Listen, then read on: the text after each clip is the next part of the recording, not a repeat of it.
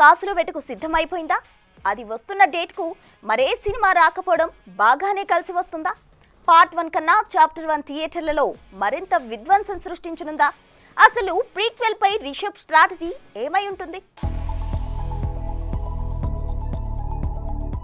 ఎన్నో అవాంతరాలు, మరెన్నో అడ్డంకులు, యూనిట్ సభ్యుల హఠాత్ మరణాలు, ఇంకేం సినిమా ఆగిపోతుంది అని అనుకున్నారు అంతా.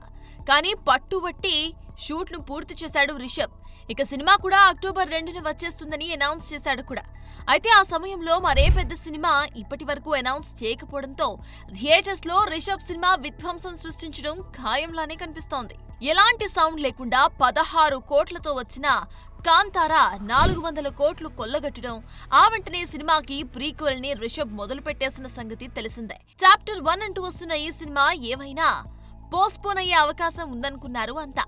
కానీ వాటికి చెక్ పెడుతూ సాలిడ్ గా షూట్ ను పూర్తి చేసుకుని మేకింగ్ వీడియోను కూడా రిలీజ్ చేసేశాడు రిషబ్. అది చూసిన వాళ్ళంతా కూడా ఈసారి కూడా బాక్స్ ఆఫీస్ పై టార్గెట్ భారీగానే పెట్టాడంటూ చెవులు గొనుక్కుంటున్నారంట.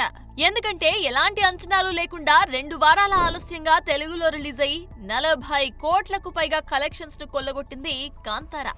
సో మేకింగ్ క్వాలిటీ చూస్తూ ఉంటే ఈసారి అంతకు మించి వసూళ్లు చేస్తుంది అనటంలో ఆశ్చర్యమే అవసరం లేదు. For more videos like this, subscribe Big TV channel.